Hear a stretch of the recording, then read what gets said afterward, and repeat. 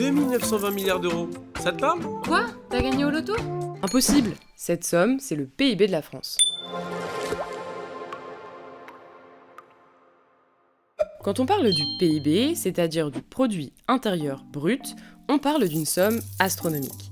Alors forcément, ce n'est pas très concret. Pour faire simple, le PIB de la France, c'est la richesse créée dans le pays pendant un an. Et comment on mesure cette richesse créée? Il y a 3 façons. La principale approche, c'est de mesurer la production de richesse à travers la valeur ajoutée. Pour comprendre, prenons l'exemple de Fred, votre boulangère. Ce qu'elle produit, elle, c'est du pain.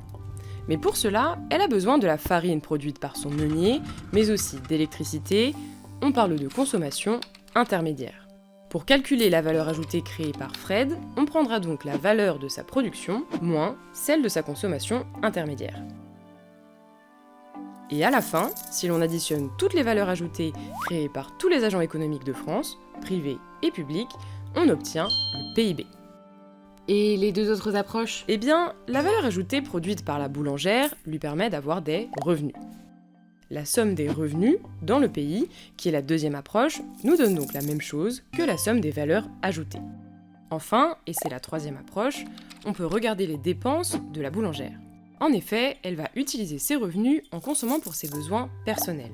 Elle va aussi les utiliser en investissant ou en stockant. Par ailleurs, elle achète aussi à l'étranger des pâtisseries qu'elle vend dans sa boulangerie.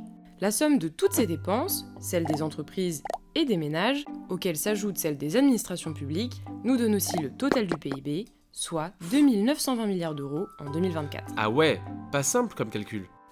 Oui, c'est d'ailleurs pour ça que la mesure du PIB obéit à des règles et conventions internationales, fixées par Eurostat ou encore l'ONU. Et c'est aussi pour ça qu'à l'INSEE, nous sommes nombreux sur le coup.